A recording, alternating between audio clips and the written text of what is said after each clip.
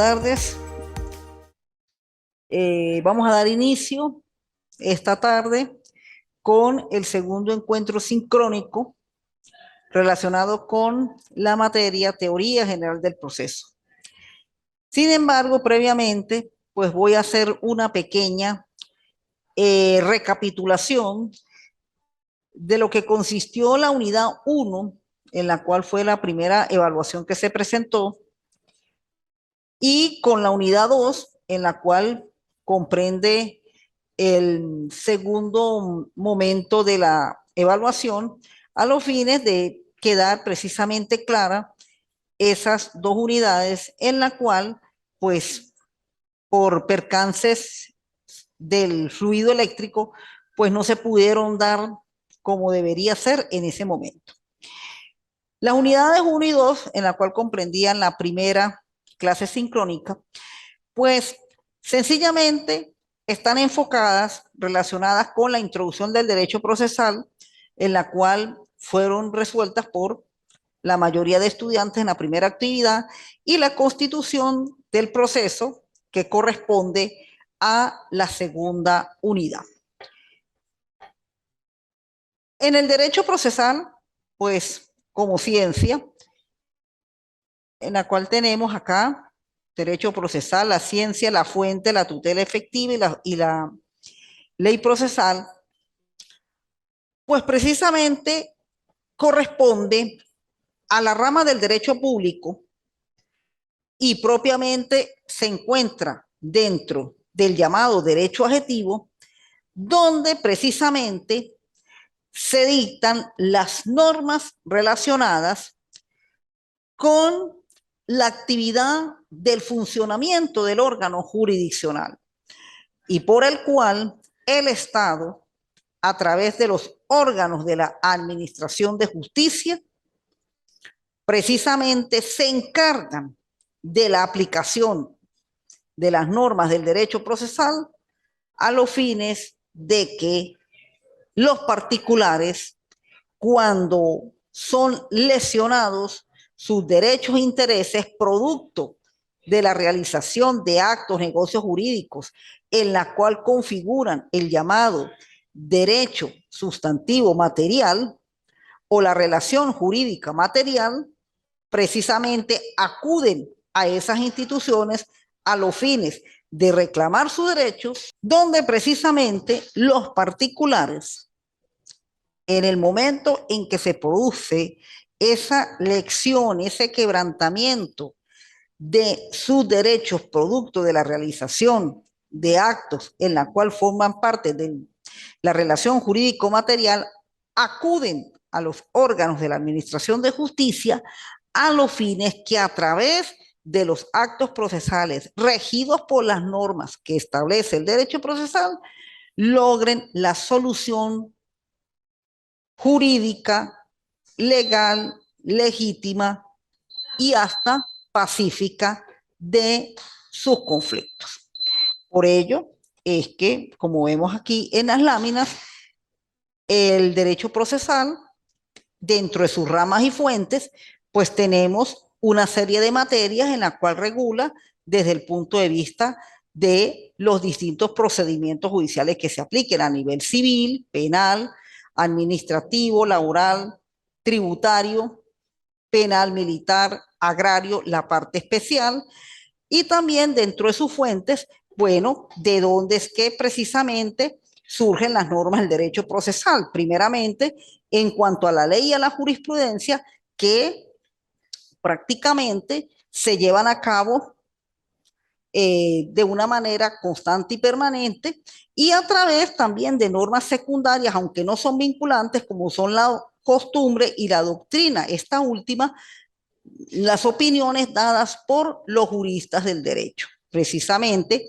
por aquellos en la cual se dedican a estudiar y mejorar dentro de sus comentarios doctrinarios el funcionamiento de las instituciones del derecho procesal.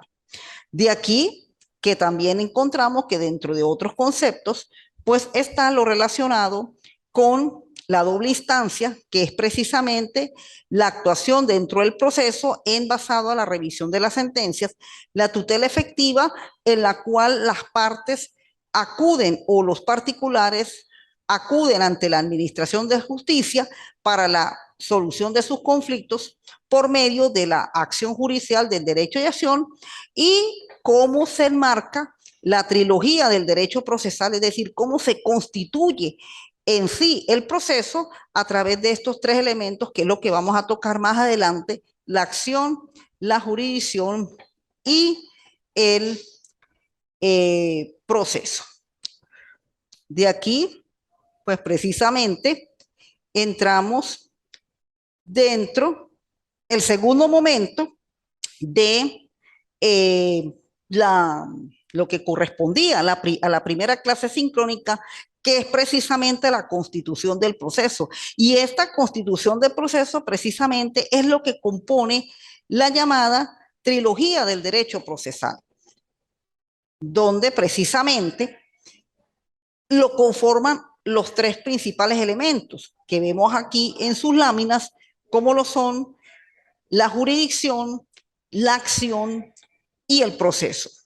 Vamos a entrar con la jurisdicción, que es precisamente el elemento de la trilogía del derecho procesal creada por el Estado, y el Estado a través de las instituciones que él mismo ha creado, que son precisamente los tribunales de justicia. El órgano jurisdiccional, como función pública, pues precisamente lleva por sí la realización de la justicia. ¿Y por qué es una actividad propiamente creada por el Estado? Porque sencillamente el Estado, a través de los órganos de la Administración de Justicia, como función pública, tiene que lograr dos objetivos fundamentales. Por un lado, la justicia, para que sencillamente la solución de los particulares, cuando tienden con sus conflictos, sea hecha en forma legal y pacífica. Y por otro lado, darle un orden a los comportamientos de la sociedad en el determinado estado.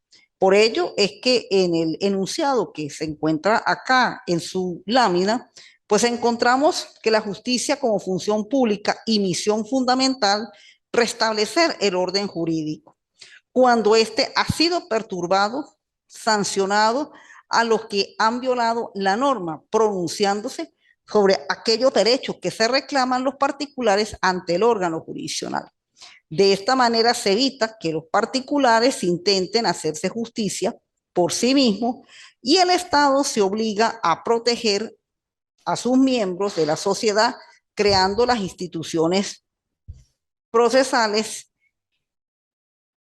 pertinentes, necesitando para su funcionamiento instituciones adecuadas, es decir, los órganos jurisdiccionales representados por los tribunales. De allí es que entonces encontramos la estructura de cómo se conforma el órgano jurisdiccional, por lo menos en nuestro caso, la República Bolivariana de Venezuela. Y hay distintas formas en las cuales se componen, se estructuran los tribunales. Están desde el punto de vista de su funcionamiento.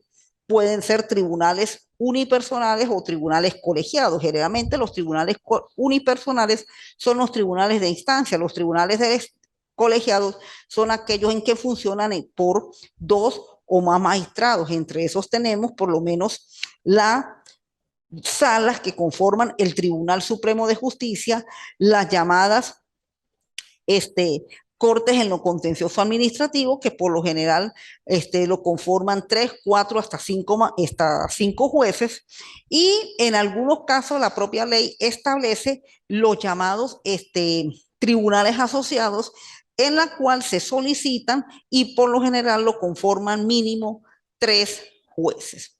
Tenemos en cuanto a la manera de ejercer el poder de los tribunales. Bueno, se encuentra la llamada jurisdicción ordinaria, que es la que conforma generalmente los tribunales civil y penal, los tribunales especiales, que son materias específicas que muchas veces se derivan de la propia jurisdicción ordinaria, los propios tribunales ordinarios, y el contencioso administrativo, que ya es los tribunales que tratan los asuntos donde están involucrados los órganos de la administración pública.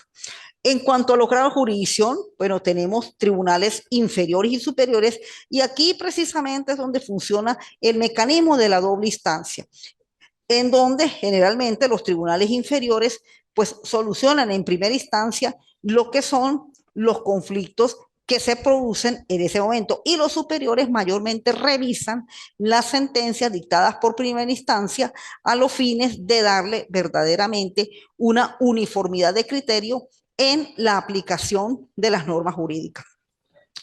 Y en cuanto a ese funcionamiento de esos tribunales de instancia, pues aquí tenemos la forma donde en la jurisdicción civil se produce en cuanto a las materias y las cuantías específicamente. Tenemos en primer lugar los tribunales en municipios que corresponden o atienden los casos de cuantías hasta 15.000 unidades tributarias. Tenemos los juzgados de primera instancia a partir de 15.000 unidades tributarias en adelante, los juzgados superiores o de segunda instancia que revisan precisamente las sentencias provenientes de los juzgados tanto de municipios como de primera instancia, y la Sala de Casación Civil, en este caso el Tribunal Supremo de Justicia, quien conoce los recursos extraordinarios de casación, en la cual se determinan de acuerdo a los requisitos de admisibilidad del 312 del Código de Procedimiento Civil, y cuya cuantía también exceda de 15.000 unidades tributarias. Y por último, la manera como funcionan los tribunales, el órgano jurisdiccional, pues está en cuanto a la jurisdicción, que es la actuación del juez al ejercer la administración de justicia derivado en la materia penal, civil y contencioso administrativa. Y la competencia consiste en el límite hasta donde los jueces pueden ejercer la jurisdicción civil, penal y contencioso administrativa. Y eso es lo que la competencia va a determinar en cuanto a la materia que se refiere a el objeto en sí por el cual se va a ejercer la jurisdicción civil. La cuantía, que son los montos establecidos en unidades tributarias, y por eso es que unos casos son conocidos por juzgados de municipio y otros por juzgados de primera instancia. Y el territorio, que es precisamente de acuerdo a la circunscripción territorial donde se encuentra el bien objeto del litigio. Por eso es que la jurisdicción civil, pues igualmente sucede con la penal, pero en nuestro caso, en nuestra materia, el derecho procesal civil, pues tenemos que todos los estados, pues igualmente van a contar con juzgados de primera instancia, juzgados de municipio, porque en base a la materia y en base a la cuantía, pues se van a indicar cuál va a ser el tribunal competente para ello. En cuanto a el recurso de casación, pues ese sí se ejerce ante un solo tribunal, que es la Sala de Casación Civil del Tribunal Supremo de Justicia, siempre y cuando pues esté dentro de los requisitos establecidos en el 312 del Código de Procedimiento Civil. Está lo relativo a la conexión y a la competencia. Esto es cuando se presentan situaciones de demandas o de casos que tienen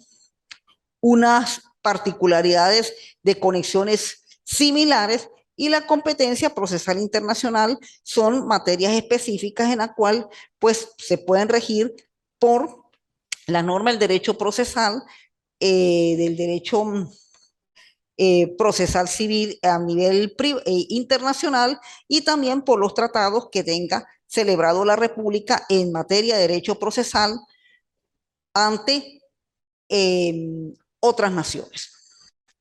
Bien, tenemos el segundo elemento de esta constitución del proceso, y que corresponde a la trilogía del derecho procesal, como lo es la acción. La acción ya es la actuación que realizan las particulares, las partes, con el objeto de acceder a los órganos jurisdiccionales con el fin de reclamar sus derechos y obtener la solución a través de la sentencia.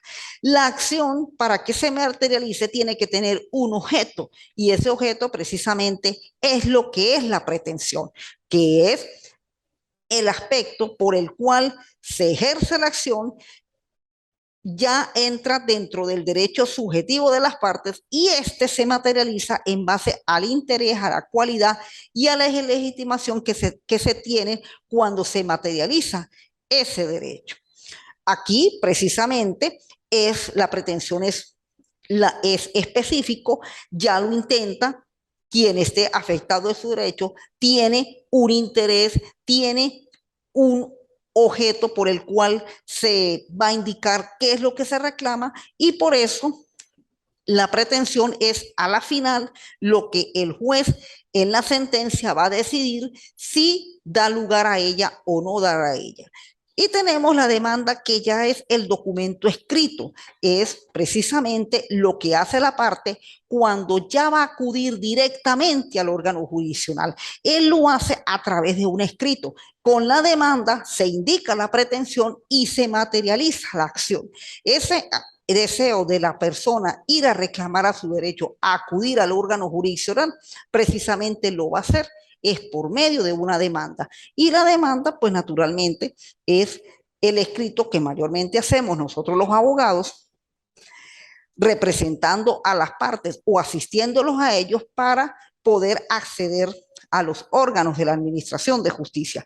Y por último, pues tenemos dentro de los elementos que conforman la constitución del proceso, esta y la trilogía del derecho procesal, tenemos a el proceso. Y el proceso precisamente consiste en las actuaciones que se realizan dentro del órgano jurisdiccional a través de una serie de actos procesales por el cual se lleva a cabo todas las actuaciones de las partes y precisamente eso se hace ante una institución que es el órgano jurisdiccional creado al efecto. Por ello es que el proceso se lleva a cabo a través de los actos procesales y como aquí lo indico en la lámina, el acto procesal es aquella conducta realizada por el sujeto procesal susceptible de constituir, modificar o extinguir el mismo proceso. También dentro del proceso se encuentran los llamados principios fundamentales del proceso, aquellos pilares básicos sobre el cual se asientan la determinada concepción del proceso. Y estos principios por lo general son construcciones jurídicas, normativas de carácter subsidiario que se aplican ante los vacíos de la ley procesal. Generalmente, y aquí les voy más o menos a explicar cómo es que actúan los principios dentro del derecho procesal o por lo menos dentro del proceso. Son una serie de enunciados que por lo general también la norma procesal lo establece. Ellos generalmente se encuentran en su primer capítulo en lo relacionado a los principios fundamentales, pero son principios que generalmente van con las garantías que se debe cumplir dentro del proceso. Uno de ellos, por lo menos, es la igualdad de las partes. Cuando se actúa dentro de un proceso, dentro de un juicio, las partes van en igualdad de condiciones. Allí no hay ventajismo de una y de la otra. Así como una y a través de la acción interpone su reclamo, la otra a través de la excepción, a través de la contestación de la demanda, a través del ejercicio del derecho a la defensa, pues exponer sus argumentos por el cual no llevó a cabo la realización de esos hechos. Por eso es que dentro de los principios fundamentales el juez es un imparcial, el juez tiene que actuar, es apegado a la ley, apegado a lo que se diga ahí en el expediente. No puede emitir ni juicios de valor ni en favor ni en uno, porque sencillamente entonces se estaría denegando a la verdadera finalidad del proceso, como lo es la justicia.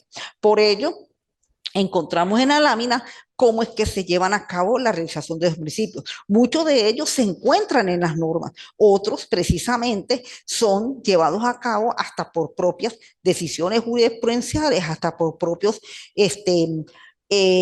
fundamentos doctrinarios a los fines de que el proceso se lleve a cabo de manera justa e imparcial y legal, sobre todo. La oralidad de la escritura en el proceso civil, sobre todo en el procedimiento civil, pues es importante la realización de este principio porque ello es lo que nos permite cómo se lleva a cabo el proceso. Mayormente seguimos todavía con el procedimiento escrito, pero hay determinados actos en la cual se llevan en forma oral y sobre todo desde el punto de vista de la celeridad.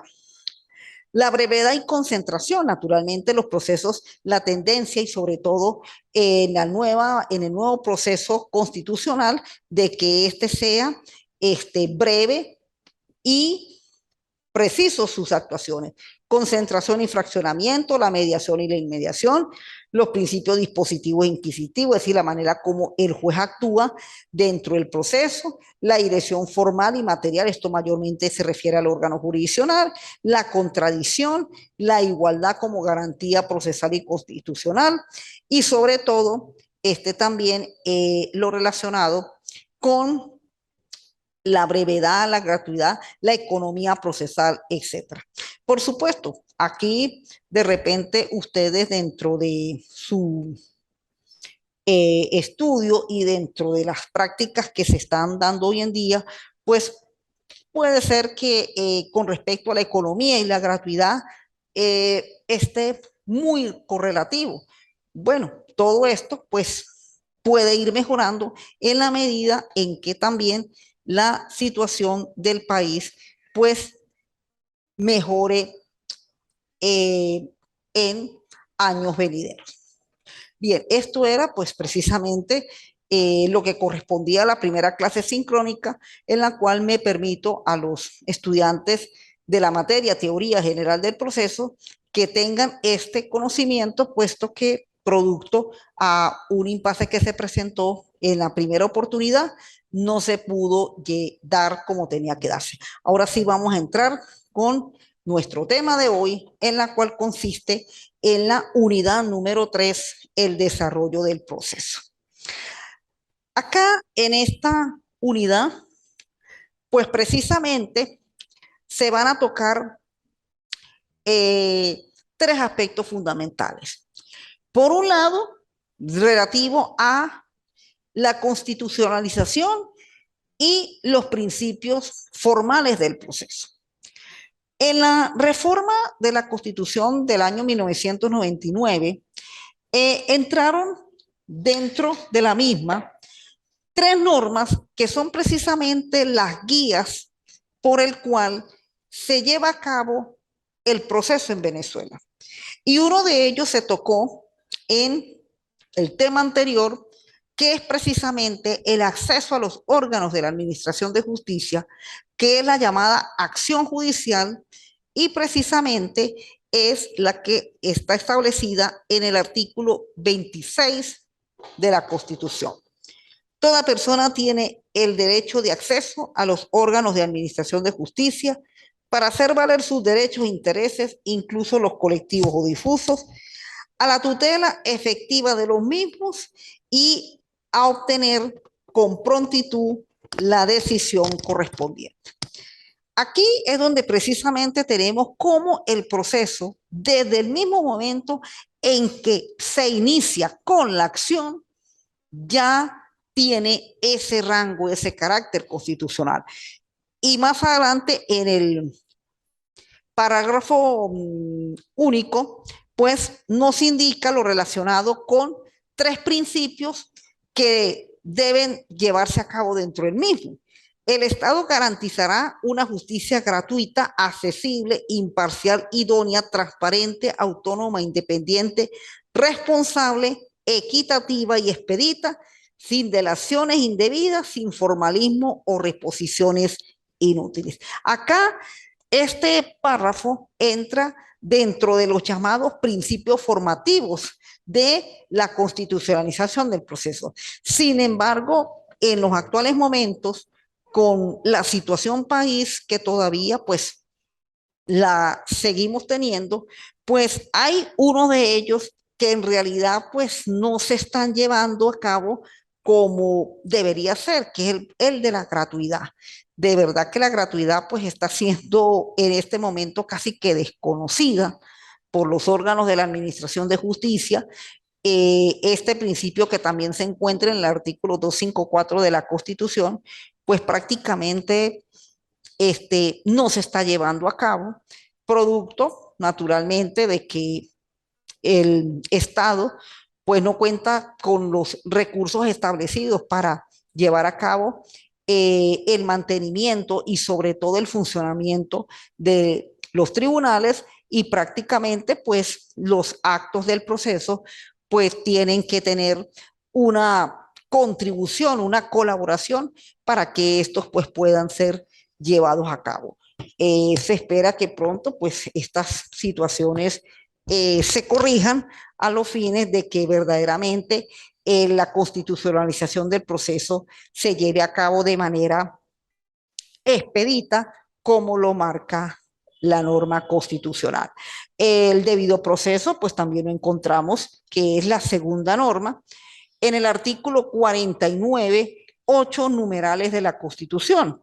Y como muy claramente lo dice, el debido proceso se aplicará en todas las actuaciones judiciales y normativas en consecuencia en el campo de la administración de justicia, sobre todo en el Poder Judicial y en los órganos jurisdiccionales, lo que es el numeral 1, con respecto a la defensa y la asistencia gratuita. Eso es un principio que eso se lleva a cabo en los tribunales.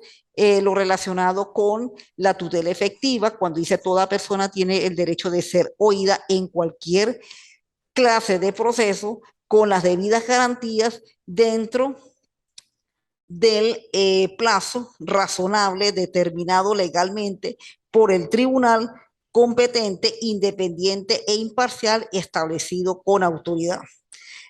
También el número C, el número 3, el número 4, relacionado con el derecho a ser juzgado por los jueces naturales, es decir, con los jueces que tengan la competencia sobre la materia para la realización de ese juicio. En cuanto a el acceso a las pruebas, en cuanto a las sentencias que tienen que ser dictadas por los jueces, cumpliendo a cabo todas las realizaciones del proceso, y así sucesivamente los numerales siguientes, el 7 y el 8 de este artículo 49, que es donde precisamente se encuentra fundamentado el debido proceso. Y los principios formativos que precisamente pues ya se habían tocado y que se presentan en esta lámina, pues son aquellos que garantizan que dentro del proceso se llevan a cabo todas las normas y los actos se realicen tal cual es como la propia ley procesal los tiene establecidos, a los fines de que se cumpla eh, los fines del mismo, como lo es el de la obtención de la justicia, tal cual como lo establece el artículo 256 de la Constitución Nacional, de la Constitución de la República Bolivariana de Venezuela. Entonces, como les venía diciendo, esas son precisamente las tres normas, el 26, el 49 y el 256, por el cual en Venezuela se lleva a cabo el proceso. Ajá. 56 y 257. El proceso constituye un instrumento fundamental para la realización de la justicia. Las leyes procesales establecerán la simplificación, uniformidad y eficacia de los trámites y adoptarán un procedimiento breve, oral y público. No se sacrificará la justicia por la omisión de formalidades no esenciales. Entonces, aquí tenemos precisamente las tres normas por el cual se desarrollan tanto la constitucionalización como el debido proceso y los principios formativos en la cual se deben desarrollar los procedimientos establecidos en la norma procesal. Bien. Ahora entramos con la segunda parte de el desarrollo del proceso, que son los llamados sujetos procesales. La ley establece, empezando desde la propia Constitución, cómo se debe llevar a cabo la realización de los procedimientos. El Estado crea los órganos indicados para ello, que son los tribunales. También crea las normas por el cual se van a llevar a cabo el desarrollo de los actos del proceso. Y las mismas normas también establecen cómo es que van a funcionar los sujetos procesales, cómo es que funcionan los encargados del órgano jurisdiccional, cómo es que actúan las personas cuando acceden a los órganos de la Administración de Justicia y cómo también se llevan a cabo los actos procesales.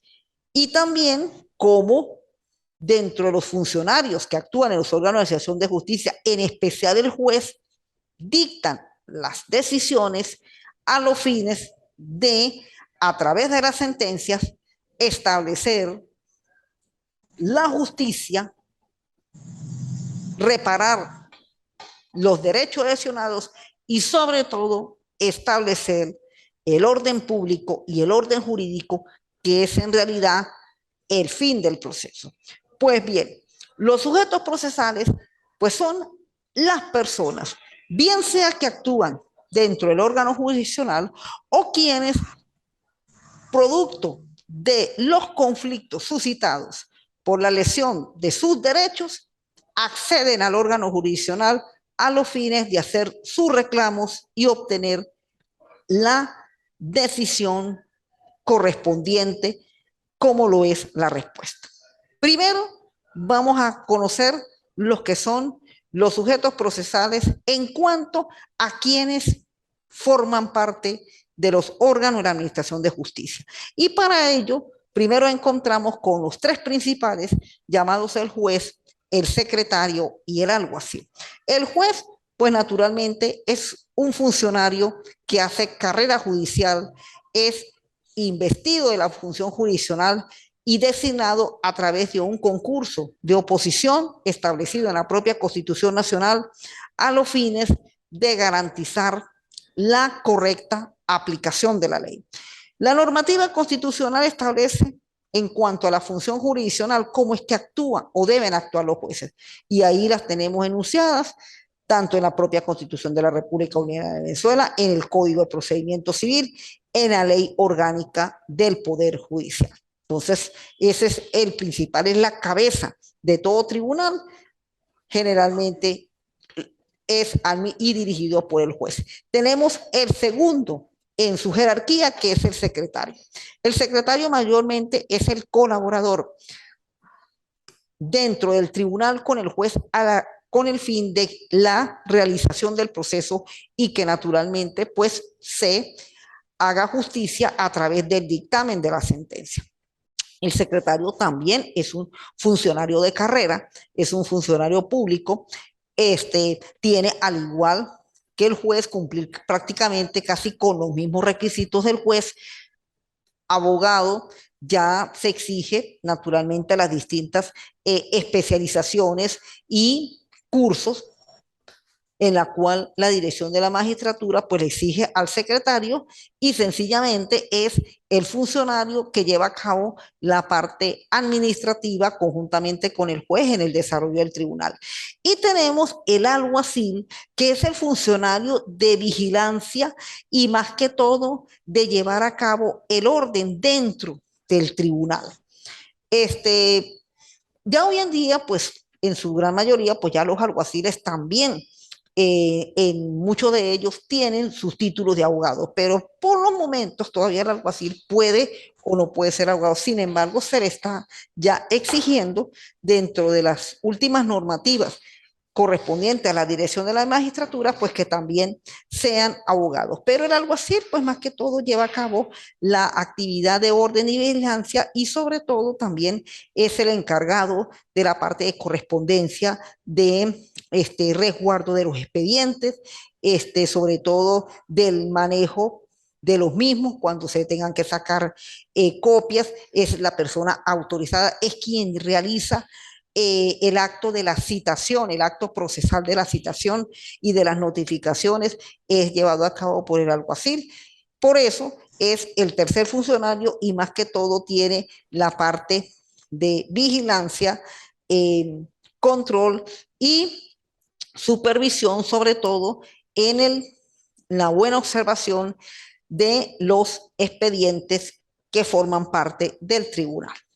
Eso tenemos ese primer sujeto procesal que es precisamente los que actúan en la administración de justicia. Ahora vamos a los otros sujetos procesales, en la cual son los que impulsan el proceso, que son los que precisamente llevan el conflicto al el tribunal, que sencillamente son llamados los clientes. Para nosotros los abogados, ellos son llamados los clientes y aquí tenemos a las partes, que es precisamente el segundo elemento dentro de la constitución del proceso, dentro del derecho, dentro de la trilogía del derecho procesal, que es el que impulsa, que es el que inicia un procedimiento, es una de las partes. Porque en la jurisdicción civil, ella no se mueve a instancia de oficio, ella se mueve es con iniciativa de las partes. Tiene que existir el conflicto, tiene que existir la lesión para que una parte actúe, luego la otra se ponga derecho y así lleven a cabo el proceso hasta que el juez, por medio de una sentencia, le dé la solución. Bueno, aquí tenemos que entre las partes, los puntos importantes que se deben conocer son la legitimación, la capacidad, el litisconsorcio, que es la pluralidad de las partes, y cuando se lleva a cabo, ya llamada sucesión o sustitución procesal. Bien. El concepto de las partes, pues creo que uno de los juristas, de los doctrinarios, que tiene un concepto muy claro es el doctor Luis Loreto, conocido abogado venezolano, en la cual pues nos expone un concepto bastante legal y cómo realmente se actúa como parte en un juicio. Loreto indica el concepto de parte. Toda persona que se afirme titular de un interés jurídico propio tiene cualidad para hacerlo, valer en juicio, cualidad activa. Y toda persona contra quien se afirma la existencia de ese interés en nombre propio tiene a su vez calidad para sostener el juicio, cualidad pasiva. Entonces, aquí, observando la definición que nos da el doctor Luis Loreto, tenemos que las partes sea una que actúa sobre la otra. Tienen que tener algo en común que es el interés jurídico. Es decir, ese interés jurídico es producto de un acto que esas personas realizaron, un acto que tiene que ver con nexo jurídico, donde se produjo una relación jurídico-material entre uno y el otro. Por decir un ejemplo, entre A y B. Ambos tienen que tener una cualidad que eso la va a dar es el mismo negocio realizado. Vamos a ir a un ejemplo muy sencillo, una compraventa. Al haber una compraventa tiene que hacerse de dos, uno llamado vendedor y otro llamado comprador. Ambos dentro de ese negocio de compraventa tienen cualidad. Un interés porque quisieron hacer un negocio, una cualidad porque uno adquiere y otro dispone.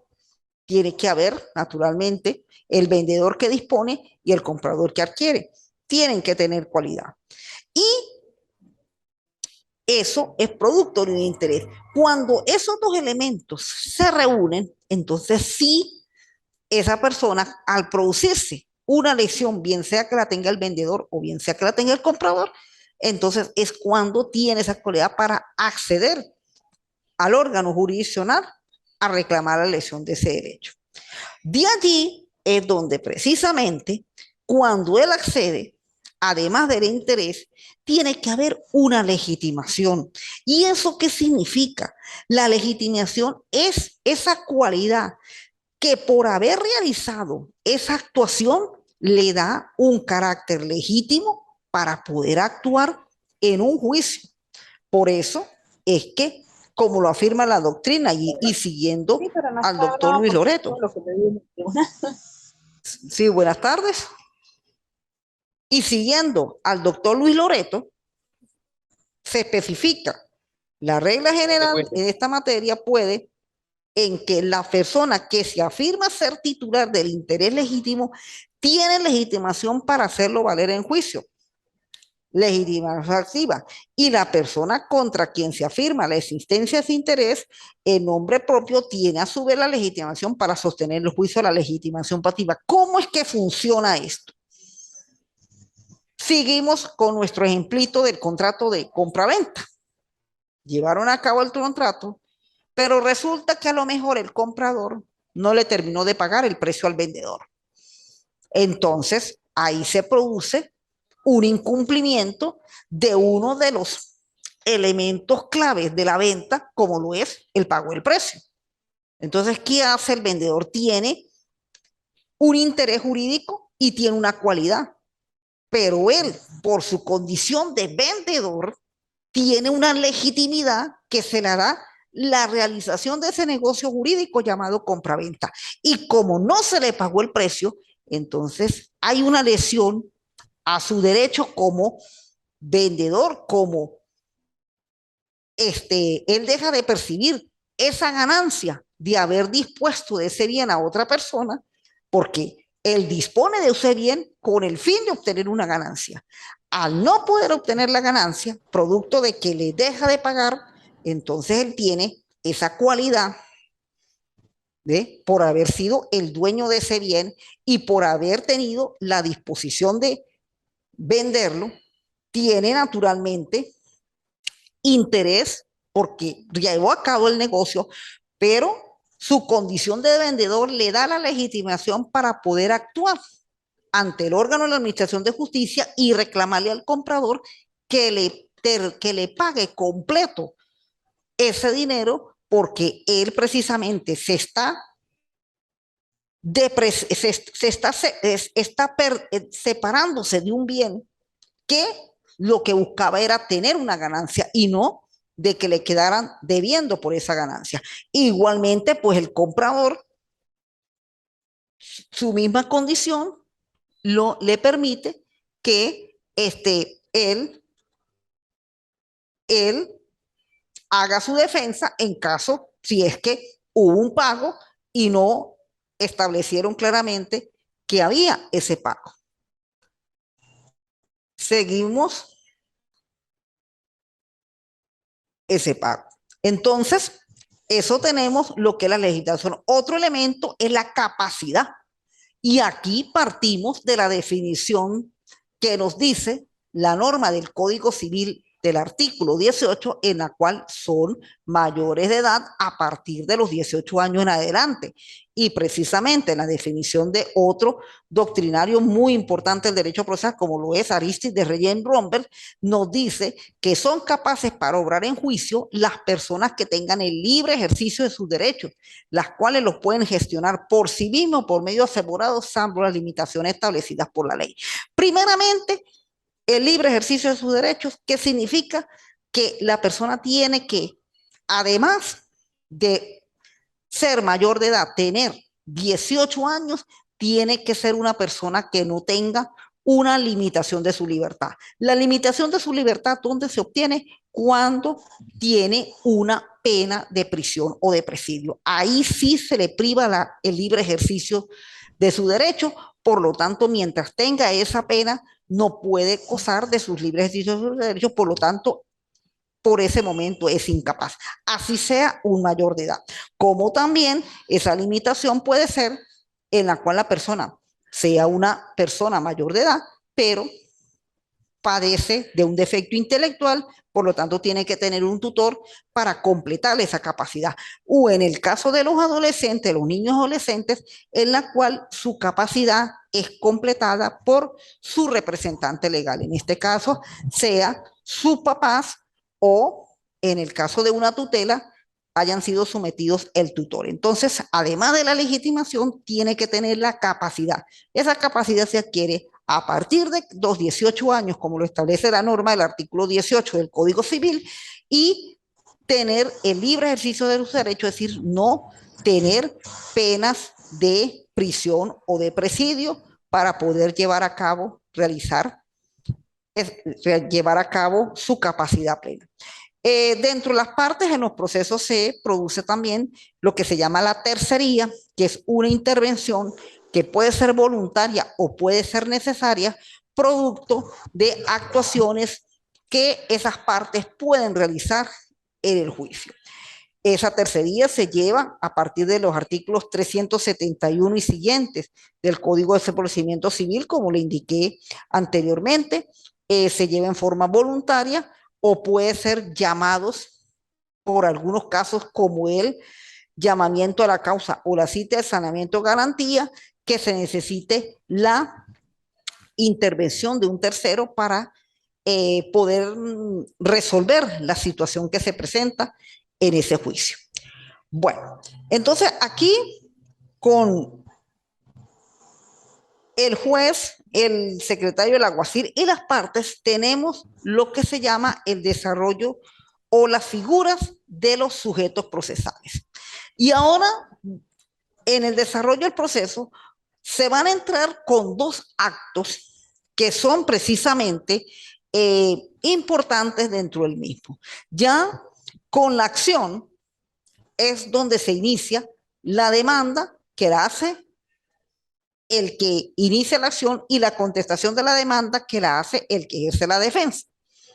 Bien, pero cuando se llega a el momento de determinar si esos hechos indicados en la demanda o indicados en la contestación son ciertos o no, eso se hace a través de las pruebas, que son actos realizados por las partes dirigidos al órgano jurisdiccional, en este caso al juez, con el fin de indicar si hay verdad o falsedad en esos hechos, bien sea alegados por la demanda o bien sea alegados en la contestación de la demanda.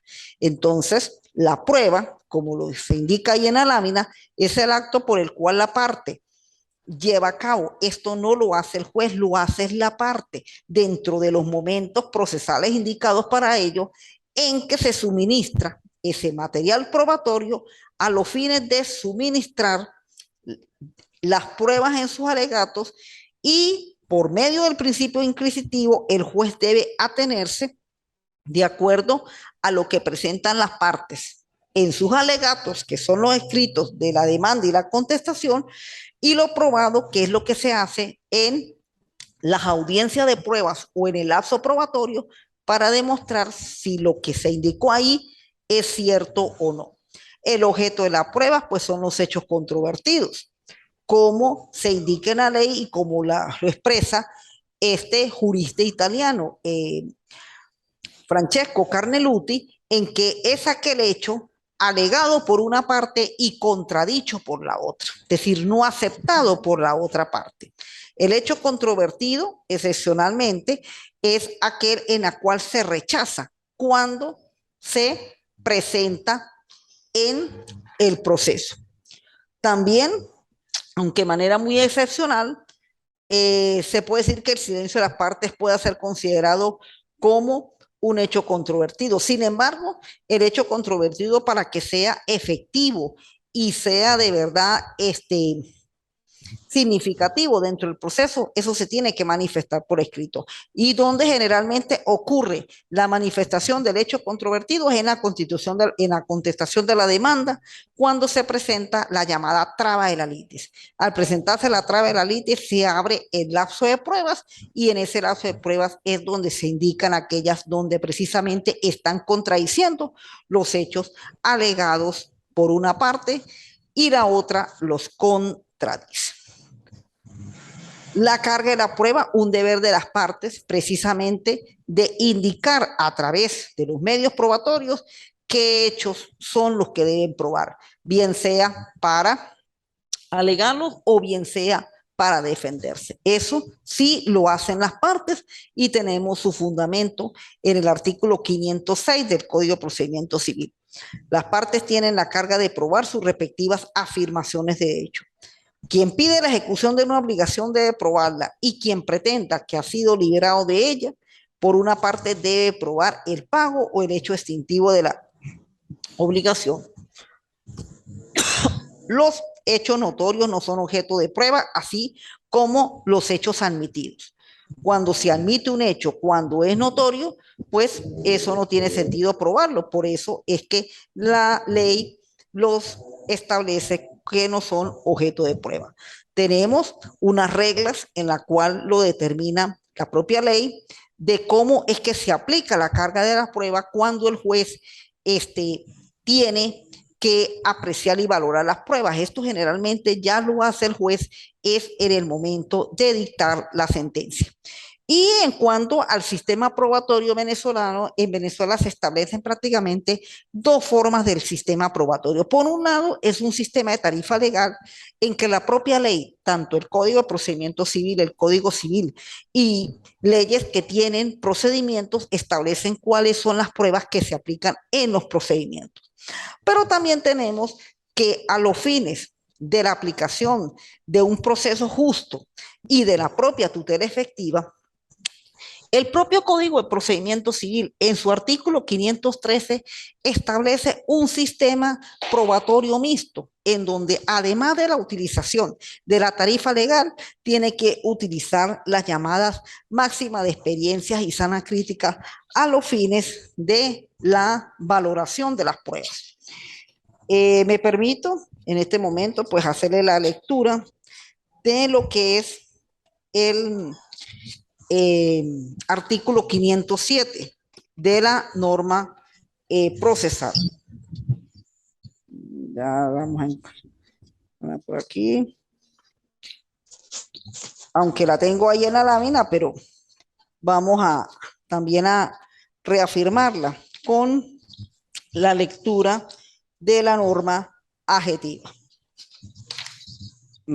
Valoración de las pruebas, precisamente aquí en el código comentado del doctor Ricardo Nícher Arroche, lo tenemos como valoración de las pruebas. A menos que exista una regla legal expresa para valorar el mérito de la prueba, el juez deberá apreciarla según las reglas de la sana crítica.